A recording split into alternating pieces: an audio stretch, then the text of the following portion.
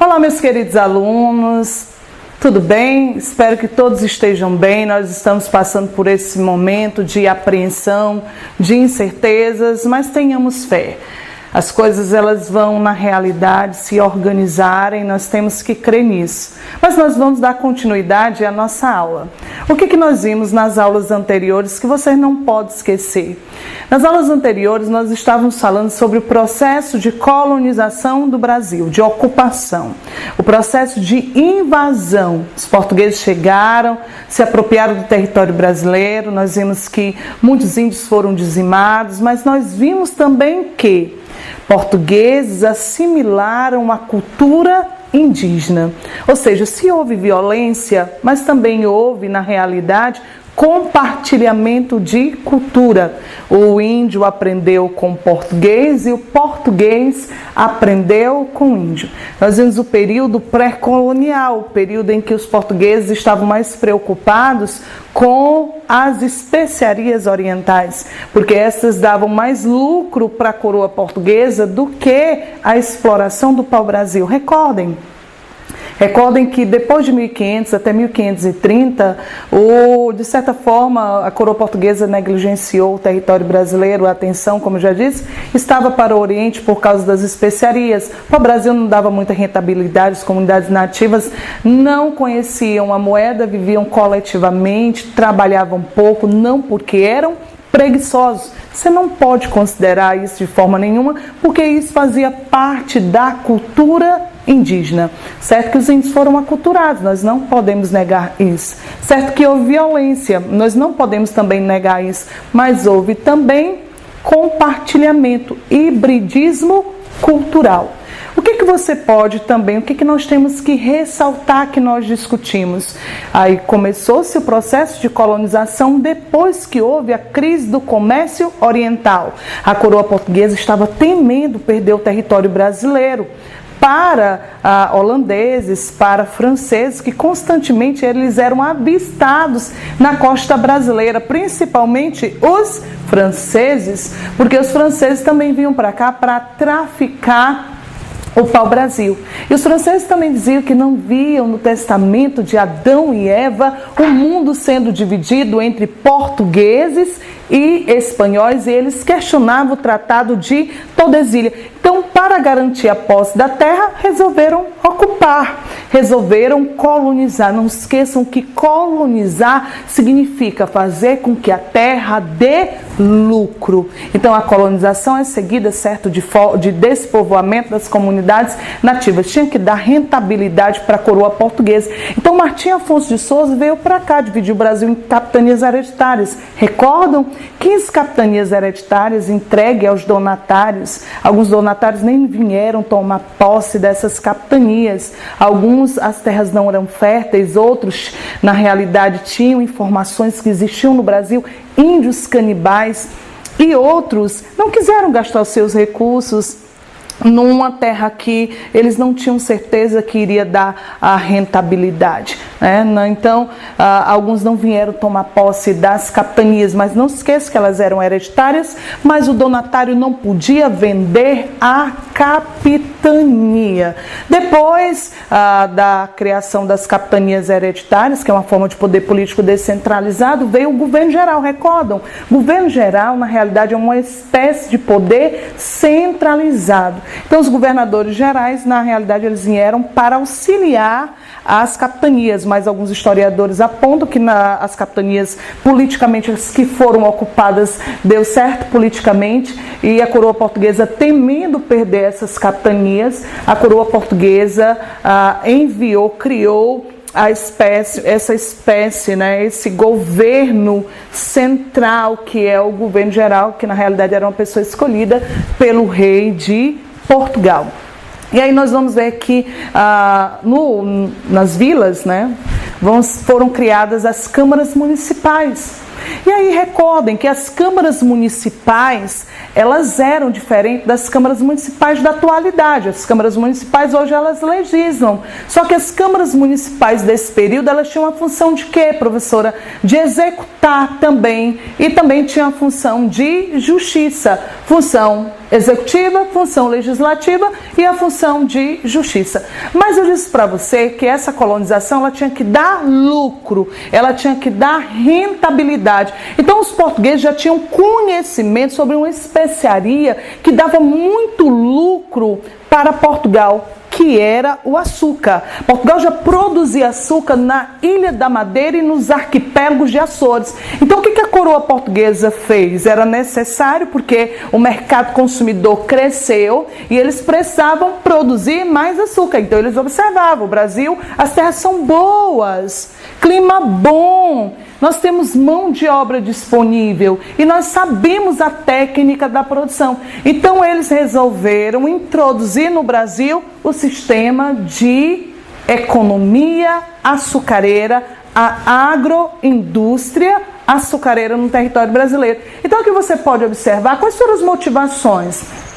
Eu tenho como motivação o solo que era bom, o solo de massapé, muito bom, certo? Chamado de terra roxa. Eu tenho uma mão de obra indígena disponível, você não pode esquecer que os primeiros escravos no Brasil foram índios. Além disso, nós temos o quê? Eles já tinham experiência técnica, o produto ele dá rentabilidade. Quem financiava esse negócio era quem, professora? Os holandeses. Lembrem-se, os holandeses refinavam, financiavam, os holandeses refinavam, os holandeses transportavam açúcar e comercializavam açúcar na Europa. Aí você me diz assim, professora, significa dizer que os holandeses, na realidade, eles ficavam com a maior parte dos lucros desse negócio? Corretíssimo. A outra parte ficava com o senhor de engenho, a outra parte ficava com aqueles que também vendiam o açúcar. Aí você me pergunta, e a coroa portuguesa? Ficava com o quê? Com os impostos que eram cobrados. Então nós vamos ver a formação. Então você observou, está vendo aqui, por que a coroa portuguesa teve que colonizar o Brasil? Qual foi o elemento econômico que a coroa portuguesa utilizou para ocupar e fazer com que as terras dessem lucro? Ou seja, você tem uma ideia, na época, o açúcar, ele era utilizado para dotes de rainha, então era um produto valiosíssimo. Então o Brasil está vendendo sabor, doce, açúcar, exportando. Mas você não pode esquecer que essa economia ela era baseada no regime de plantation. O que é esse regime de plantation, professora? É um regime baseado num tripé que nós vamos observar. Então observem aqui, essa era a região ocupada no Brasil, certo? Essa região ocupada pelos portugueses, descendentes de portugueses, e nós vamos ver uma colonização marcada pela implantação de engenhos, ou seja, da unidade básica, certo? Era o engenho da economia brasileira durante esse período. Está aqui o engenho, a unidade básica produtiva, como você pode observar. Esses engenhos, eles eram formados pela Casa Grande, porque assim, ó, tinha as terras destinadas à agricultura, terras destinadas à pecuária, terras destinadas, por exemplo, à produção de subsistência, e a maioria das terras eram destinadas para o plantio da cana-de-açúcar. Tinha lá a senzala, tinha a Casa Grande e tinha a igreja senzala, você sabe, que é onde os escravos ficavam, e a Casa Grande era a sede administrativa. Ou seja, você também vai observar que durante o tempo a coroa portuguesa vai terminar proibindo se criar gado dentro dos engenhos. Por quê, professor? Porque as terras destinadas à pecuária poderiam ser utilizadas para o plantio da cana-de-açúcar, que dava muito mais lucro para a coroa portuguesa, porque era um negócio externo. Você não pode esquecer do chamado monopólio comercial. Ou seja, o Brasil produzia, mas aquilo que era produzido era para ser exportado.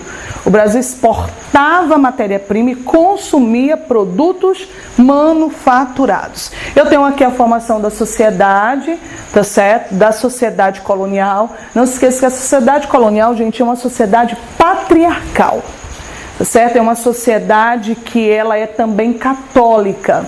além de ser uma sociedade católica, você sabe que o catolicismo está na base da colonização, mas não vieram para o Brasil somente católicos. Nós temos ramos de protestantes também ocupando o território brasileiro durante esse período, mas ela era rural, ela era estamental, ou seja, com pouca mobilidade social, muito hierarquizada, e ela era católica patriarcal.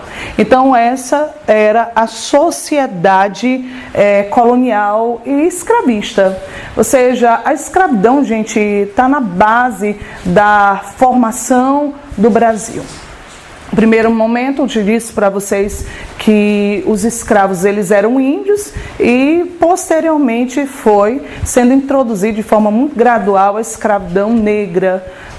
A lógica é muito fácil, a lógica é econômica. Como assim, professora? O negro dá lucro para a coroa portuguesa e o índio não dava. A lógica é econômica, certo? Os traficantes de escravos lucravam muito, a coroa portuguesa lucrava também com os impostos relacionados ao tráfico de escravos. Então, esse tráfico era um comércio, era um mercado, era um negócio que dava muito lucro, mas que nós sabemos que é criminalizado no Brasil, foi abolido em 1888, mas ainda hoje existe escravidão, mas está lá na Constituição que a escravidão é crime. Aqui nós podemos observar algumas imagens, como você pode observar essa imagem aqui, tá certo? A função dos negros, os negros estavam inseridos em todas as funções sociais no Brasil.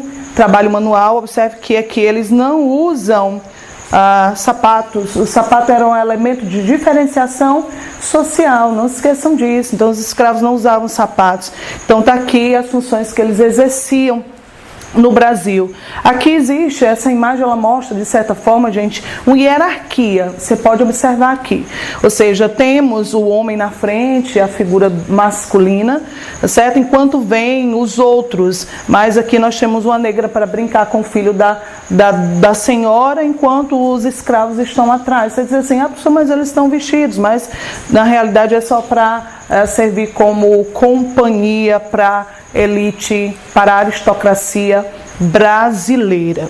Então, outros produtos aqui que eram na realidade produzidos no Brasil para dar suporte à lavoura canavieira, porque eles precisavam de alimentos. Aí nós temos outros produtos, nós temos o gado que eu disse para vocês. O gado foi proibido se criar gado dentro do engenho, já expliquei, e o gado é empurrado para o interior e vai contribuir para a interiorização do Brasil, para a expansão do território brasileiro. E o gado seguiu os leitos dos principais rios, Rio São Francisco, tá certo? E outra parte foi para o sul do Brasil. Você sabe muito bem que parte do Nordeste foi ocupado, colonizado através das fazendas de gado. O fumo era utilizado para trocar por escravos na África, e as chamadas drogas do sertão.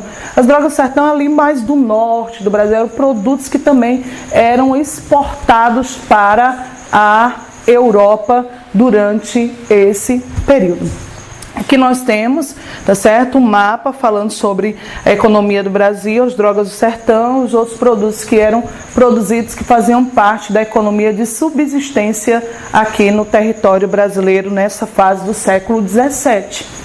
Aqui nós vamos ter o trabalho escravo, como eu já mencionei, nós temos o trabalho indígena e os negros. Os negros se tornaram preferenciais, mais uma vez, por causa da lucratividade. Você pode até me perguntar, professora, é fato, existe mesmo uma justificativa de que o negro ele era infiel, por ser infiel ele tinha que pagar o pecado através da escravidão? Sim. A igreja na época, parte dela, nem todos defendiam a escravidão, a gente tem que colocar muito bem claro isso, nem todos defendiam a escravidão negra, mas existia uma parte que dizia que os negros deveriam pagar os pecados através da escravidão e os índios deveriam ser catequizados. E aí vem a atuação dos jesuítas. Você não pode esquecer que nós já mencionamos sobre isso. Os jesuítas chegaram com os primeiros governadores. E a função dos jesuítas era muito clara no Brasil durante esse período. O que os jesuítas vieram fazer, professora, durante essa fase? Vieram catequizar, cuidar da educação do Brasil, fundar as escolas, né? Fundar as igrejas, os seminários. E a igreja foi se fortalecendo no território brasileiro, fonte de lucro extra através dos escravos, tá certo? E aí os índios foram, nós vamos ver um declínio da população nativa. Ah, professora, tem uma justificativa que, na realidade, resolveram escravizar negros porque houve um declínio da mão de obra indígena. Isso é real? Sim, houve um declínio da mão de obra indígena no Brasil, isso é fato. Mas também o principal motivo é lucro, viu? Não esqueçam disso. Essa é a principal motivação. A igreja legitimava a escravidão negra e combatia a escravidão indígena durante essa fase da história do Brasil que nós estamos mencionando. E aí também outro detalhe que você também poderia elencar. Os negros, eles, por conhecer o território, eles fugiam mais facilmente. Daí optar pela mão de obra escrava africana. Os índios não conheciam a terra, gente, mas a escravidão é privação de liberdade. E por ser privação de liberdade, a tendência do homem é fugir, porque o homem é livre. A liberdade é um direito natural, então o homem vai fugir diante dessa situação de estar submetido aos ferros, de estar submetido à negação de sua liberdade. Aqui nós temos aqui uma frase que é muito célebre na história do Brasil. Os escravos são considerados mãos e pés dos senhores de engenho. O que significa isso? Que os escravos, na realidade, eles faziam todas as atividades manuais. Aqui está um exemplo muito claro de, aqui são índios escravizados, são negros, aqui está o engenho, né, onde os negros trabalhavam, as funções que os negros exerciam na sociedade brasileira, e aí o negro vai ser reduzido à condição de escravo.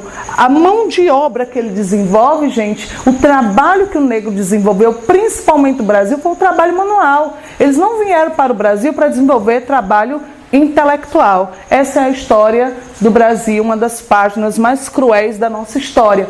E aqui está um desenho do chamado, né, do tráfico, caracterizando o tráfico, chamado navio negreiro, né? Esse navio negreiro aqui, na realidade está aqui mostrando como os índios, os negros, eles eram colocados, né, para uma maior quantidade de negros a serem trazidos no Brasil. Por que eu estou falando de negros? Por que eu não estou falando de negros? Porque no primeiro momento, gente, vieram homens, certo? No primeiro momento nós vamos ver os homens vindo para trabalhar como escravos.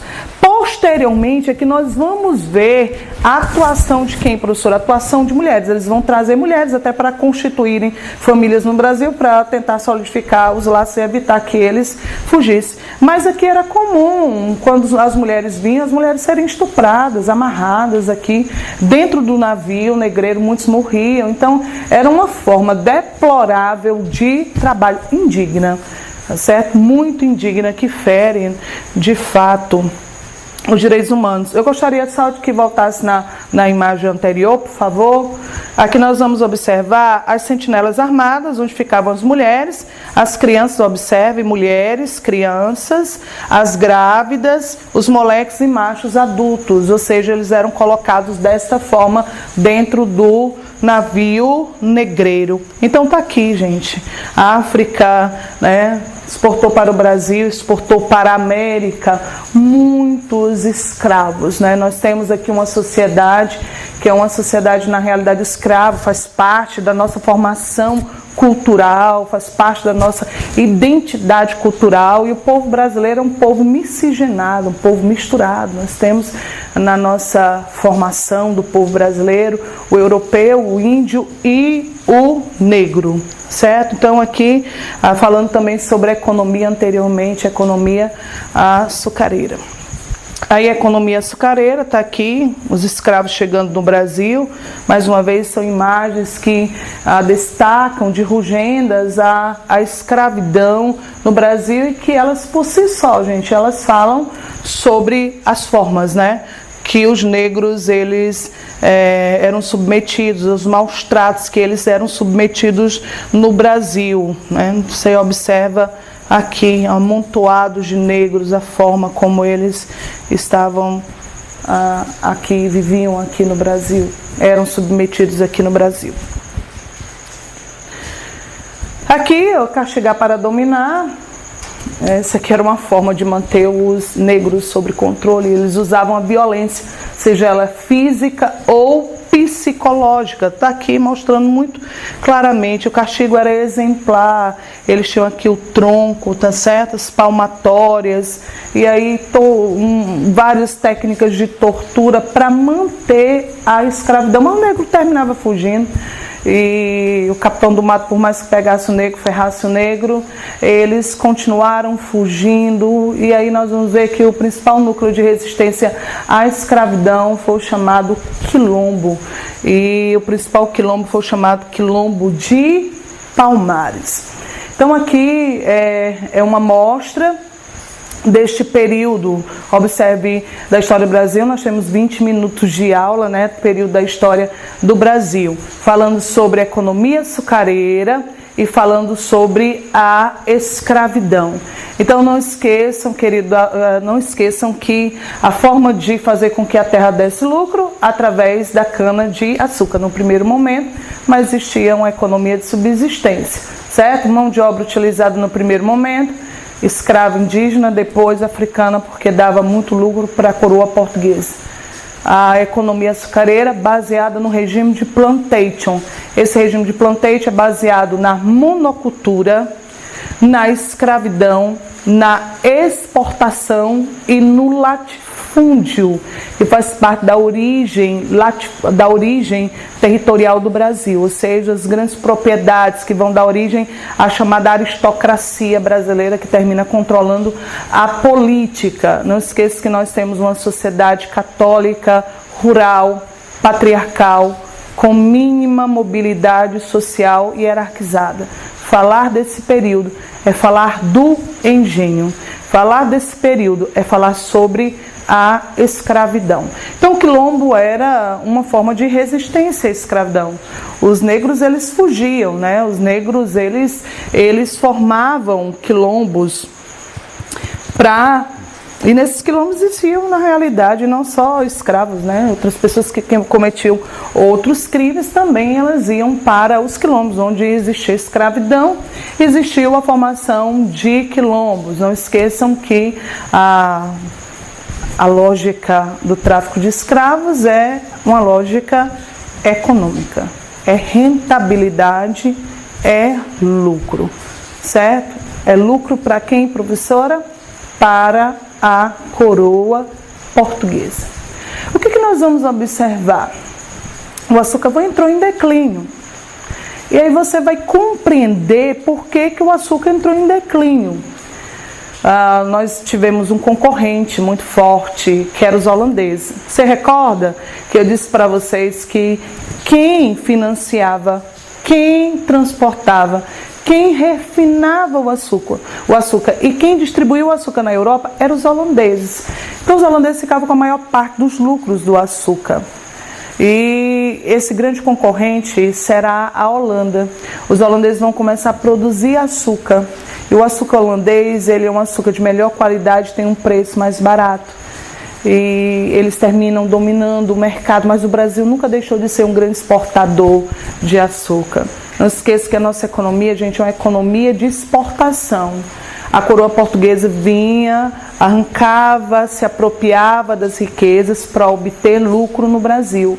E aí, professora, mas você disse que os holandeses tinham uma participação muito grande no Brasil. E o que aconteceu? Para que os holandeses passassem a produzir açúcar para concorrer com o açúcar brasileiro. Aí nós vamos ver, como você viu na imagem anterior, um período da história chamada de União Ibérica, certo? Um período da história do Brasil chamado de União Ibérica, na imagem anterior. E aí nós vamos ver que a União Ibérica foi a união de quem? Como está aqui na imagem, está aqui, muito bem. União Ibérica. Os holandeses vão invadir o Brasil. Eles tentam primeiro invadir Salvador, na Bahia, não deu certo, que era a capital. Depois eles invadiram Pernambuco. Por que Pernambuco? Vocês lembram lá que eu mencionei para vocês que as duas capitanias que prosperaram foi Pernambuco e São Vicente. e eles invadiram Pernambuco por ser centro de produção de açúcar, tanto Pernambuco quanto a capital. E aí depois eles vão ser expulsos. Mas esse período da União Ibérica, o que tem a ver a União Ibérica? A União Ibérica, gente, era a união entre a coroa portuguesa e a coroa espanhola. Mas como assim? Como houve essa união? Nós vamos ver que Dom Sebastião, ele morreu na Batalha de Alcácer Quibir, no norte da África, e ele não deixou herdeiros. O tio-avô dele assumiu, mas faleceu. E aí o parente mais próximo foi reivindicar o trono português. E o parente mais próximo era Felipe II, rei da Espanha. E aí Felipe II anexou as duas coroas. Ou seja, ele era ao mesmo tempo rei de Portugal e rei da Espanha. Esse é o chamado período da União Ibérica. Mas por que os holandeses entram nessa questão? Porque a Espanha ela tinha uma rivalidade histórica com a Holanda. A Holanda antes era possessão espanhola e se tornou independente.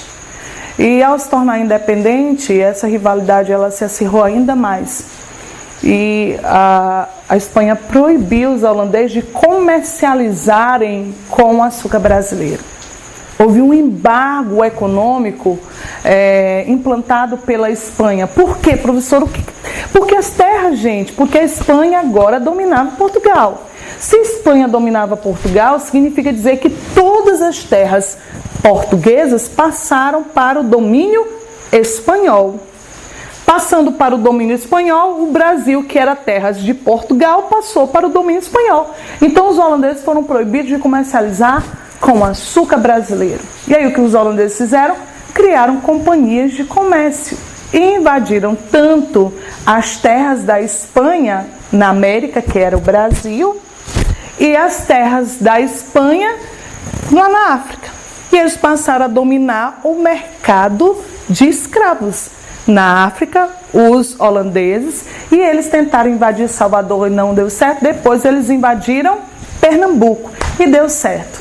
Certo? Então, no primeiro momento, não, eles passaram 2 anos em luta até eles estabelecerem-se durante essa fase. Aí nós temos aqui o mapa falando sobre essa questão da União Ibérica, a união entre a coroa espanhola e a coroa portuguesa, certo? Então nós vamos ver posteriormente essa fase, que nós estamos aqui retratando. Nós vamos dar continuidade na próxima aula. Respondam às atividades, às tarefas, tá certo? Do livro, deste capítulo, falando sobre economia açucareira, falando sobre escravidão, falando sobre a União Ibérica, as invasões holandesas no Brasil. Depois nós vamos ver os holandeses em Pernambuco, a expulsão dos holandeses, o declínio da economia açucareira. Gente, por incrível que pareça, os holandeses eles eram protestantes. Quando eles vieram e se estabeleceram em Pernambuco, eles implantaram a tolerância religiosa. E eles desenvolveram Pernambuco, trouxeram para cá cientistas, artistas na época, e alguns artistas, cientistas, principalmente cientistas, catalogaram a natureza, os animais. E eles financiaram os engenhos. Os senhores de engenho passaram a produzir, porque houve um período de 2 anos que eles ficaram sem produzir. Nessa fase dos holandeses invadindo, muitos escravos fugiram. Esse período da formação do quilombo de Palmares, e termina que os holandeses dão ares de modernidade a Recife, construindo observatórios astronômicos, tá certo? Jardins botânicos. E aí eles foram expulsos. Aí você vê, meu Deus, por que eles foram expulsos? Porque eles começaram a cobrar as dívidas dos senhores de engenho. Os senhores de engenho não queriam pagar as dívidas, porque nessa fase quem estava de modernização de Recife em Pernambuco era o Maurício Nassau. Só que o Maurício Nassau foi retirado do trono, do governo. Isso desagradou a aristocracia brasileira, e a Companhia das Índias Ocidentais estava cobrando os empréstimos. Eles não quiseram pagar os empréstimos, e aí eles terminaram expulsando os holandeses, mas a consequência foi o declínio da economia açucareira. Meus queridos alunos, aqui está essa breve aula nesse primeiro momento para vocês. Um grande abraço Espero que vocês tenham gostado e entendido esta aula. Estou com muita saudade de vocês. Fique com Deus, que Deus proteja a cada um. Primeiro ano, Santa Marcelina, aquele abraço muito forte.